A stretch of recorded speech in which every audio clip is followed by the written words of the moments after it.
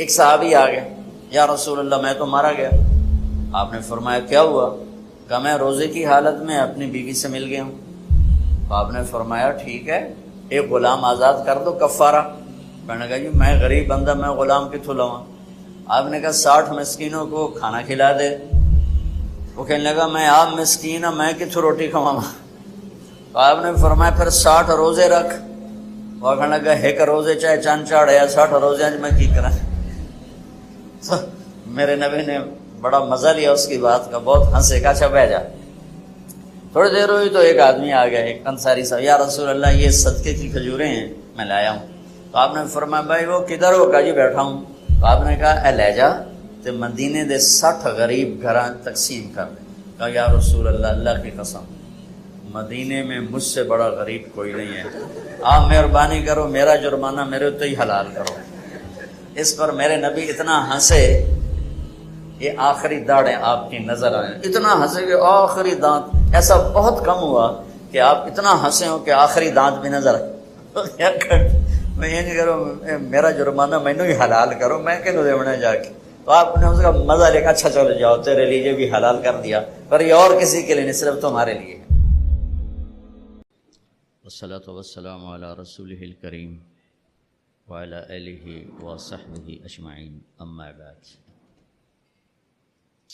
میرے محترم بزرگوں، بھائیوں، دوستوں اور عزیزوں اور عزیز طلبہ، اللہ تعالیٰ نے سب سے پہلا رشتہ جو بنایا، جو قائم کیا، سب سے پہلا رشتہ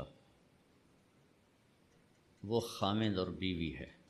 سب سے پہلا رشتہ، ماں باپ نہیں، بہن بھائی نہیں، اولاد نہیں، اس کائنات کا پہلا رشتہ خامند اور بیوی ہے۔ اور انسانیت کا آخری رشتہ وہ بھی خامند اور بیوی ہے کہ جنت میں ہر شخص اپنی بیوی کے ساتھ، ہر خاتون اپنے خامند کے ساتھ ابدی زندگی گزارے گی۔ الحقنا بہم ذریتہم، ساتھ ساتھ رہیں گے اولاد، رشتہ دار، لیکن ہر جوڑا اپنی جنت میں الگ۔ تو ابتدائے انسانیت، بھائی گونج ہے آواز میں، گونج کو ٹھیک کرو بھائی، کدھر ہے سسٹم والے؟ آواز گونج رہی ہے۔ تو ابتدا انسانیت کی جس رشتے سے ہوئی وہ خامند اور بیوی ہے، انتہا بھی خامند اور بیوی ہے۔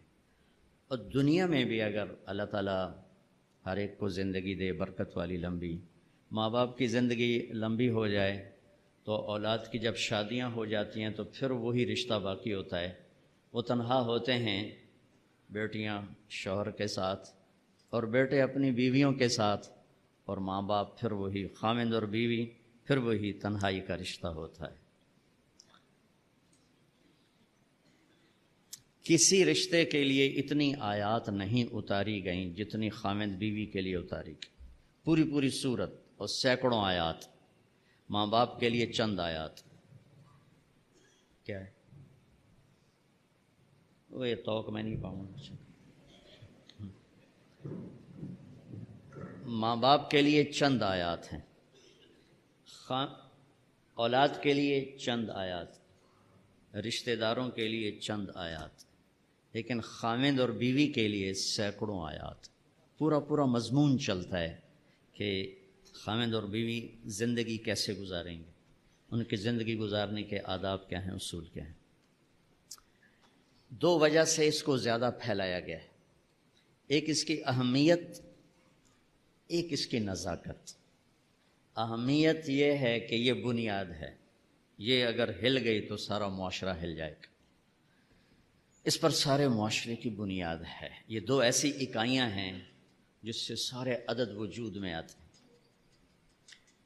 اور نزاکت اس لیے ہے کہ کوئی رشتہ ٹوٹتا نہیں، ماں بیٹے کا، ماں بیٹی کا، باپ بیٹے کا، بھائی بھائی کا، بہن بھائی کا رشتہ ٹوٹتا نہیں۔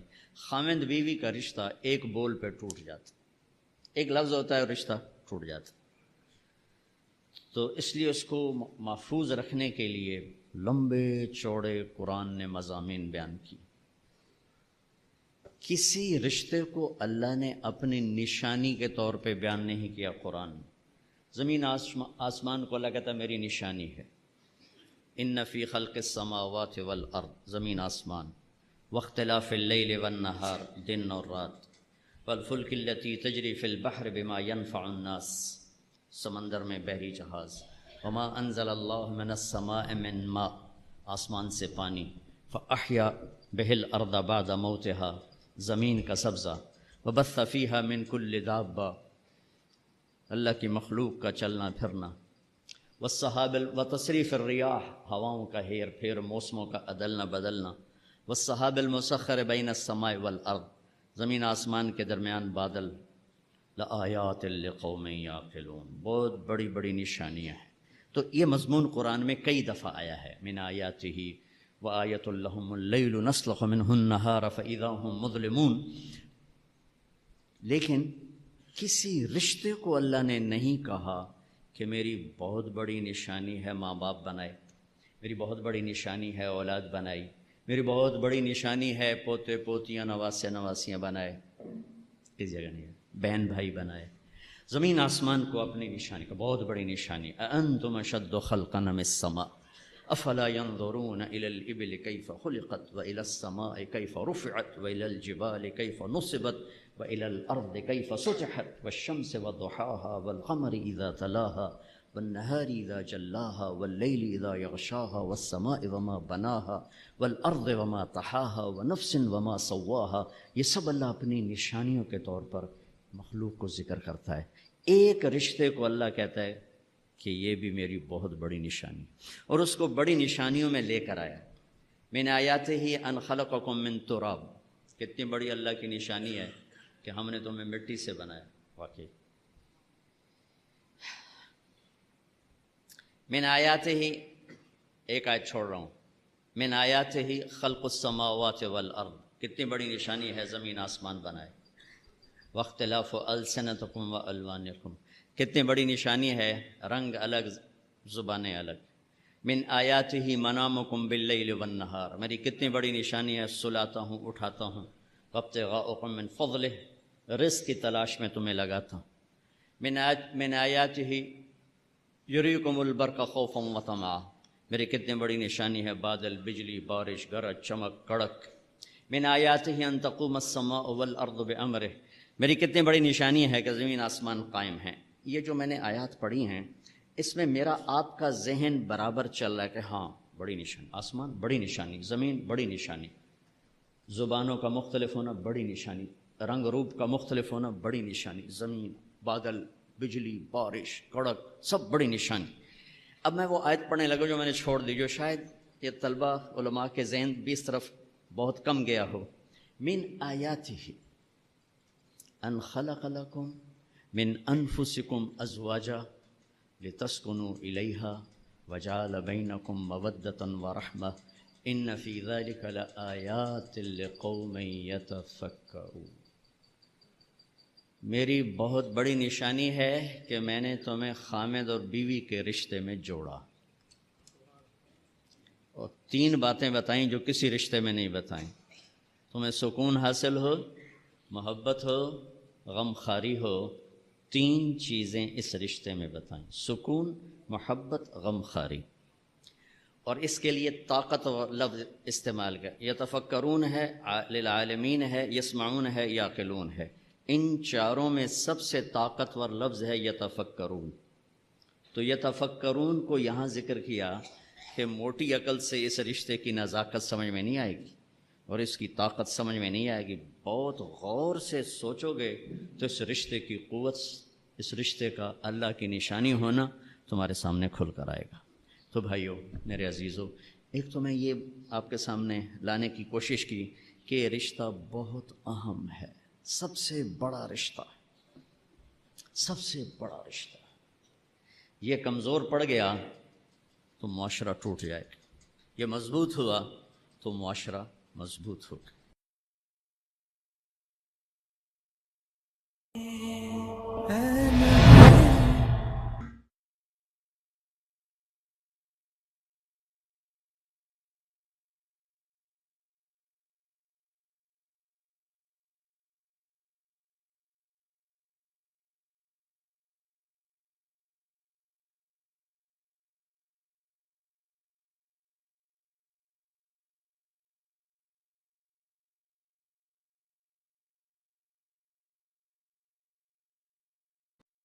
جس شخص کی بیوی ناراض ہو بغیر کسی شرعی وجہ، جیسے ہماری آج کل کی ناراضگی ہیں، پیچھے کوئی شرعی وجہ نہیں، اور اس کو خامند کو ناراض کر کے وہ رات گزار رہی ہے، تو ساری رات اس پہ اللہ کی لعنت برستی رہتی.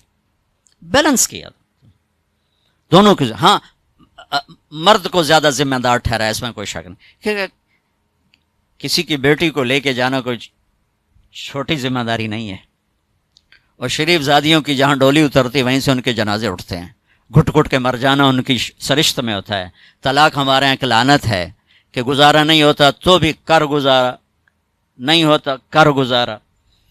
ایسے موقعوں کے لیے تو اللہ نے جدائی کر رکھا. میں اپنے گاؤں میں تھا، ایک بچی رات کو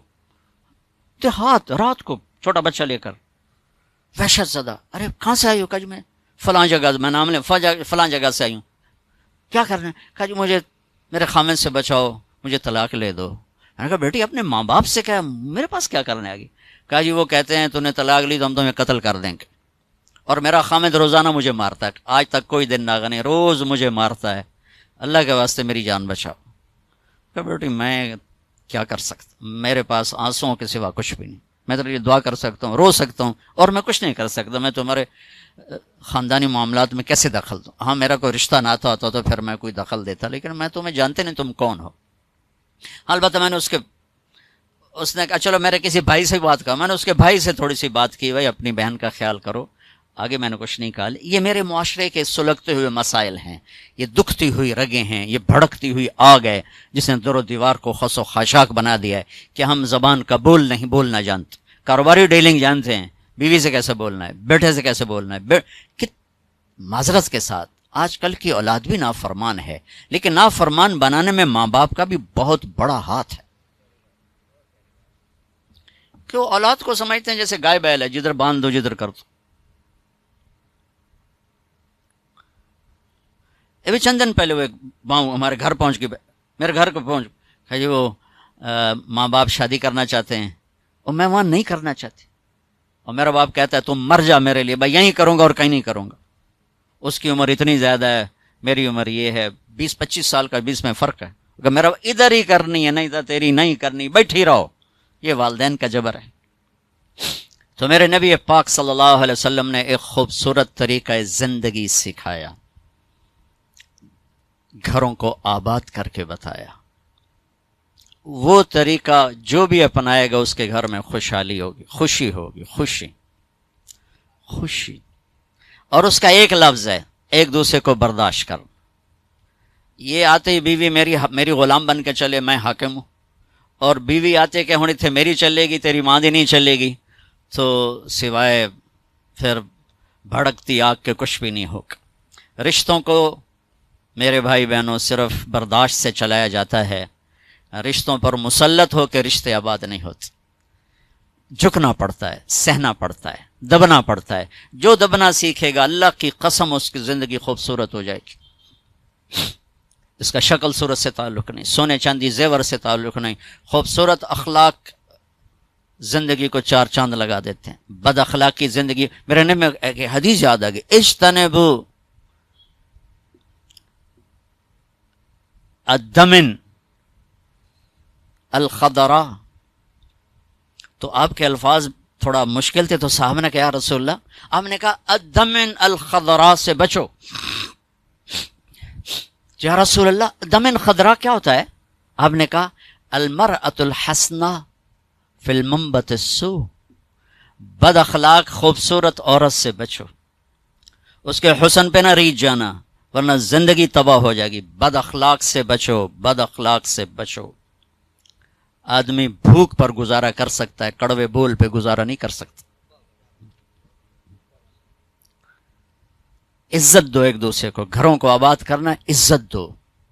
میرے نبی نے عزت دے کر دکھایا. عرب میں جب عورت ناپاکی کی حالت میں ہوتی تھی تو وہ اپنے خامد کے ساتھ نہیں سو سکتی تھی، الگ کر دیا جاتا تھا اسے. حضرت ام سلمہ رضی اللہ تعالیٰ عنہ وہ رات کو اللہ کے نبی کے ساتھ ایک چارپائی پر سوئے ہوئے، تو انہیں محسوس ہوا کہ وہ ناپاکی کی حالت میں چلی گئیں. وہ چپ کر کے اٹھ گئیں اور جا کر کپڑے تبدیل کر کے ایک طرف ہو، آپ کی آنکھ کھلی، دیکھا ام سلمہ نہیں، دیکھا تو ادھر، اللہ کے نفس تھی، لگتا ہے تجھے مینسز کا؟ جی ہاں، کہا ادھر میرے پاس ہی آ کے لیٹو، دوبارہ اپنے پاس آ کے ان کو لٹایا۔ یہ عزت ہے جو میرے نبی نے اپنے گھر والوں کو دی ہے۔ جہاد کا سفر تھا، جہاد کا، اور قافلہ چلنے لگا، حضرت عائشہ بیٹھ گئیں، ٹھیک، تو یوں دیکھا تو گلے میں ہار کوئی نہیں، تو انہیں کہا یا رسول اللہ میرا تو ہار گم ہو گیا۔ تو آپ کہتے تجھے ہار کی پڑی، ادھر جہاد کا سفر ہے، چل۔ آپ نے کہا چلو بھائی عائشہ کا ہار ڈھونڈو، سارے لشکر کو ہار ڈھونڈنے پہ لگا دیا، اور ڈھلتا سورج ٹھنڈا ہو گیا تھا، جب سفر کی تیاری ہو رہی تھی تو شام ہو گئی، ہار نہیں ملا، تو اب مغرب پڑی، عشاء پڑی، تو اندھیرا چھا گیا، سفر بھی نہیں ہو سکتا، صبح ہی سفر کرنا، فجر کا وقت داخل ہوا، پانی کوئی نہیں، پانی ان کا پانی آگے تھا جہاں وہ انہوں نے پہنچنا تھا، اب پانی کوئی نہیں، نماز کیسے پڑھیں گے؟ تیمم کی ابھی آیت کوئی نہیں آئی ہے، تو سارے لوگ ابو بکر کے پیچھے بڑھ گئے، تیری بیٹی کی وجہ سے نا آج یہ دن دیکھنا پڑ رہا ہے، اب بتا پانی ہے نہیں تو نماز کیسے پڑھیں گے؟ اب ابو بکر کو بیٹی پہ غصہ چڑھا، وہ آئے سیدھے اللہ کے نبی کے خیمے میں، تو آگے اللہ کے نبی، اما عائشہ فرماتی میری گود میں سر رکھ کے سوئے ہوئے تھے اور وہ ایسے بیٹھے ہوئی تھیں، تو باپ تو ڈانٹ سکتا ہے، لیکن اب ڈانٹیں تو وہ سوئے ہوئے ہیں، تو اب وہ ایکسپریشن سے ڈانٹ رہے ہیں تیری وجہ سے، اور ان کے یوں پسلی میں نا آ کے انگلی ماری زور سے، ایسے زور سے انگلی ماری، وہ کہتے میں ایسے ہو گئی تاکہ میں ہلوں نہیں کہ اللہ کے نبی کی آنکھ نہ کھلے، تو یہ کہ غصہ اتار کے باہر آ گئے، باہر وہ تانے پڑ رہے، اللہ کے نبی کی آنکھ کھلی، نماز کا یا رسول اللہ پانی کوئی نہیں، نماز کیسے پڑھیں گے؟ اب اسی پریشانی میں تھے کہ جبریل آ گئے، فتیمموا صعیدا طیبا، چلو ہاں مٹی سے وضو کی اجازت ہے، تیمم کرو۔ کبھی کسی امت کو تیمم نہیں ملا، بھلا مٹی سے بھی آدمی پاک ہوتا، منہ تو مٹی مارو بندہ پاک ہوتا، آپ نے چلو منہ پہ ایسے کرو ایسے، چلو نماز پڑھو بھائی۔ تو پھر وہ جو پہلے سب ناراض ہو ابو بکر سے کہنے لگے بھائی ابو بکر آج تیرے گھر کی طفیل کتنی بڑی رحمت ہمیں مل گئی، کتنی بڑی برکتیں ہمیں مل گئی۔ تو تیمم کی آیت اتری اس موقع پر جب حضرت عائشہ کا ہار گم ہوا، آپ نے سب کو اس کے ڈھونڈنے پہ لگا دی۔ تو فجر کی نماز ہوئی، تھوڑا سویرا ہوا، تو پھر حضرت عائشہ کہنے لگے یا رسول اللہ چلو ہار تو ملتا نہیں، چلیں۔ پھر آپ نے کہا چلو بھائی کوچ کرو۔ جب اونٹنے کو اٹھایا تو ہار پھسل کے نیچے گیا پڑا تھا، تو پھر ہار بھی مل گیا۔ یہ دلداری ہے میرے نبی کی اپنے گھر کے لیے۔ میرے بھائی بہنوں، کسی کی بیٹی کو لے جانا بہت بڑی ذمہ داری ہوتی ہے، اور میں یہ دکھ سے کہتا ہوں کہ میرا سسرالی معاشرہ بڑا ظالم ہے، بہت ظالم۔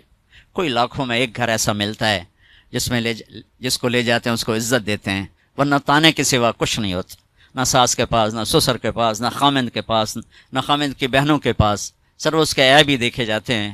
خوبیاں دیکھنے والا گھر کوئی کوئی ہوتا ہے۔ ایک حدیث یاد آئی، آپ نے مدینے والوں کی تعریف کرتے ہوئے فرمایا کہ یہ جو میرے مدینے کے صحابہ ہیں نا، انصار، یہ اتنے عالی لوگ ہیں کہ ان کے گھر میں کسی کی بچی آ جائے اسے یوں لگتا ہے جیسے میں اپنے ہی گھر میں آ گئی۔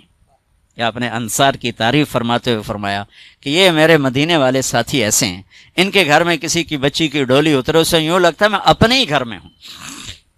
تو سسرال والوں سے کہتا ہوں جس کی بیٹی لے جاؤ اسے اپنا گھر بنا کے دے دو، اسے اپنا گھر محسوس کرے، اپنا گھر اسے بنائے۔ ورنہ جانے والی بیٹی کا اللہ نے حق رکھا ہے، شریعت نے حق رکھا ہے کہ اگر وہ تمہاری طرح مالدار ہیں تو انہیں الگ گھر میں اتارو، تاکہ کوئی ان کی زندگی میں داخل نہ ہو سکے، وہ اپنی زندگی گزاریں۔ ان میں جو جھگڑا ہوگا تھوڑا ہوگا، لیکن ادو سس بولی ادو سورا ادو نو بولی ادو او بولے ادو او بولیا، وہ تو نیری کھچڑی پک جانتی، مطلب مناوے کہنو تو رساوے کہنو۔ تو شریعت نے حق رکھا ہے کہ اس کو الگ گھر میں اتارو۔ اس کی ہمت نہیں تو اس کو کرائے کا گھر لے کر دو، وہ کہے کہ مجھے الگ کر دو، مجھے کرائے کا گھر لے کر دو، تو وہ نافرمان نہیں، اسے گھر لے کر دو۔ اگر اس کی گنجائش نہیں تو گھر میں ایک پورشن اس کے لیے لے کر رکھو۔ ایک پورشن کی گنجائش نہیں تو ایک کمرہ، ایک ٹوائلٹ، ایک کچن اس لڑکی کا حق۔ کچن اس کے ذاتی استعمال میں ہو، ٹوائلٹ اس کے ذاتی استعمال میں ہو، کمرہ اس کے ذاتی استعمال میں ہو، یہ تین چیزیں اس کا لازمی حق ہیں۔ اگر یہ بھی نہیں کر سکتا تو وہ تسبیح پڑھے تھے، روزے رکھے تھے، اللہ اللہ کرے کسی دی بیٹی نو ضرور دھکے دیونے تے ذلیل کرنا، ایدوں ہی دھکے تے ایدوں ہی دھکے، پھر چپ کر کے شادی نہ کرے، بس بہ کے اللہ اللہ کرے۔ یہ اللہ نے جانے والی کا حق رکھا ہے. ہماری معاشرت ہندو معاشرت ہے جس میں جوائنٹ فیملی سسٹم چلتا ہے، یہ بہت اچھا تھا، بہت اچھا تھا، ایک دوسرے کی مدد ہوتی تھی. ابھی ایک مصیبت بن گیا ہے کہ ایک دوسرے میں دخل دینا ایک فرض بن گیا، ایک دوسرے کی زندگی کو تلخ کرنا یہ فرض بن گیا. کس میں جھگڑا نہیں ہوتا، بڑوں کا کام ہوتا ہے سلجھانا، ہم اسے الجھانے میں لگ جاتے. میرے نبی اپنی بیٹی کے گھر آئے، حضرت عائشہ، وہ آگے پریشان، فاطمہ وہ آگے پریشان بیٹھی. آپ نے کہا کیا ہوا؟ کہ میرا اور علی کا جھگڑا ہوگی. ایسی پاکیزہ جوڑی کہ جنت میں نور کی چمک اٹھے گی. لوگ پوچھیں گے جنت یہ نور کہاں سے ہے؟ تو فرشتے کہیں گے اوپر کی جنت میں علی و فاطمہ مسکرائے ہیں، ان کے دانتوں کے نور سے نکلے نور نے جنت کو روشن کر لیا ہے. یہ اتنا بڑا جوڑا ہے. لیکن دنیا ہے. آپ نے کہا علی کدھر کا؟ یہ باہر نکل گئے. آپ ان کے پیچھے گئے، دیکھا تو مسجد میں سوئے تھے. ان کو کہا ابو تراب اٹھو، یہ ٹائٹل یہاں دیا، ابو تراب اٹھو. ان کو لے کر آئے، گھر تشریف لائے، زمین پر لیٹ گئے. علی کو دائیں طرف لٹایا اور فاطمہ کو بائیں طرف لٹایا. علی کا ہاتھ پکڑ کے اپنے پیٹ پر رکھا، ادھر سے فاطمہ کا ہاتھ پکڑ کے علی کے ہاتھ پر رکھا، اور بیٹی کے ہاتھ کے اوپر اپنا ہاتھ رکھا. اب یہ علی کا ہاتھ، یہ فاطمہ کا ہاتھ، یہ میرے نبی کا ہاتھ علیہم الصلوات و تسلیمات. ٹھیک. اور فرمایا بولو بھائی ہماری صلح ہوگی. پوچھا نہیں کی لڑائی اے جڑے پوچھنے والے ہو لڑا کے آ جان، تو کیا کیا ابھی، تو کیا کیا، وہ ڈھیر لاڑ لوڑ کے ویلے ہوئے بیٹھے. تو میرے نبی نے پوچھا نہیں ہاں بھائی تو کیا کہتے اور تو کیا کہتی. میرے نبی نے یہ کیا اور کہا علی فاطمہ کہو ہماری صلح ہو گئی. دونوں نے کہا جی ہماری صلح ہوگی. ٹھیک ہے. پھر آپ نکلے خوش خوش، چہرہ نورانی. صحابہ نے عرض کیا یا رسول اللہ آج آپ بڑے خوش نظر آ رہے. کہ میں علی و فاطمہ کی صلح کرا کے آ رہا ہوں. یہ بڑوں کا کام ہوتا ہے. اب لڑکی والے اپنے اٹھا لیتے ہیں، کمر کس لیتے ہیں سوٹے، اور ادھر لڑکے والے اپنے سوٹے کس لیتے ہیں، بچی بچے کی زندگی برباد ہو کر رہ جاتی. جوڑنے کی بجائے دونوں طرف توڑ چکے. نہ قرآن کا پتہ ہے نہ سیرت کا. دیکھو میں ہاتھ جوڑتا ہوں، قرآن پڑھو، اپنے نبی کی زندگی پڑھو، تاکہ ہمیں اور آپ کو پتہ تو چلے کہ زندگی کہتے کیسے ہیں، زندگی گزارنی کیسی. میرے نبی سے پوچھ کے موت آئی، پوچھ کے موت آئی. واحد ہستیاں جن سے موت پوچھ کے آئی. ٹھیک ہے. 12 ربیع الاول 11 ہجری 7 جون 633 عیسوی جبریل اندر آئے. یا رسول اللہ باہر ملک الموت کھڑا ہے، اندر آنے کی اجازت چاہتا ہے. یہ وہ دربار جہاں موت پوچھ کے آئی. تو آپ نے کہا آ جائے. ملک الموت اندر آیا، کہا السلام علیکم یا رسول اللہ. اور پھر کہا یا رسول اللہ اب پہلی ہستیاں جنہیں میں سلام کر رہا ہوں، میں نے کبھی کسی کو سلام نہیں کیا. کہ یا رسول اللہ اب پہلی ہستی ہیں، اللہ نے فرمایا پوچھ کے اندر جانا، بغیر پوچھے نہ جانا. اللہ اکبر. پوچھے گا اللہ ہم میں سے کسی سے؟ یا رسول اللہ اللہ نے فرمایا آنا چاہیں تو لے آنا، رہنا چاہیں تو چھوڑ کے آ جانا. ٹھیک ہو. اچھا آپ کیسے تھے؟ اما عائشہ ایسے بیٹھی اور آپ اما عائشہ کے سینے پر سر رکھ یہ کیفیت ہے. تو آپ فرماتے اچھا ٹھیک ہے، میں اٹھتا ہوں، میں وضو کرتا ہوں، 2 نفل شروع کرتا ہوں، جب میں سجدے میں جاؤں میری جان نکال لینا. ہم دعائیں میں یا اللہ سجدے کی موت عطا فرما. کتنے لوگ ہیں دعائیں کرتے ہیں یا اللہ نماز پڑھ رہے ہیں موت آ جائے، سجدے میں سر ہو موت آ جائے. کتنی عام تمنا. میں خود دعا مانگتا ہوں. تو آپ کہتے کہ تم ٹھہرو میں وضو کر لوں، جب میں سجدے میں سر رکھوں میری جان نکال لینا. آپ نے اپنی بیگم کے سینے پر سر رکھے ہوئے ہی موت کو قبول کیا کہ یہیں نکالو، یہیں نکالو، وہیں لیٹے لیٹے. اس لیے میری ماں حضرت عائشہ فرماتی تھی میرے نبی میرے سینے اور ٹھوڑی کے درمیان اللہ کے پاس حاضر ہے. مات فی سحری و نحری. یہ بھی ایک پیغام تھا، یہ بھی ایک پیغام تھا کہ آپ اپنی بیگم کے سینے پر سر رکھ کے دنیا سے جدا ہوئے ہیں اور اللہ کی بارگاہ میں پہنچے. تو بھائیو لمبی ایک خوبصورت زندگی ہے. میں گھنٹے سوا گھنٹے میں کیا بتا سکتا ہوں. اور یہ اتنا اندھیرا ہے کہ اس میں کروڑوں شمعیں جلیں گی اور اربوں پروانے قربان ہوں گے تب جا کے صبح ہوگی. اس اندھیر میں میری چند باتیں پتہ نہیں کوئی روشنی کا سبب بنے یا نہ بنے، پر اگر چند کانوں پہ دستک ہو گئی تو شاید کچھ ذرہ خیر وجود میں آ جائے. آئیو اپنے نبی کی زندگی سیکھو، اپنے نبی کی زندگی کے مطابق چلنے ڈھلنے کی کوشش کرو. یہ تبلیغ کا کام بھی اس کو سیکھنے کی ایک خوبصورت محنت ہے. جو کرے گا اللہ تعالیٰ اس کی دنیا بھی بنائے گا، اللہ تعالیٰ اس کی آخرت بھی بنائے گا. آخری بات یہ کہتا ہوں، اپنے گھروں کو آباد کرنا ہے تو اس زبان پہ قابو پانا سیکھ لیں، اس زبان پہ قابو پانا سیکھ لیں، اس زبان پہ قابو پانا سیکھ لیں، انشاءاللہ میرے آپ کے گھر آباد ہو جائیں گے۔ اللہ تعالی ہمیں عمل کی توفیق بخشے۔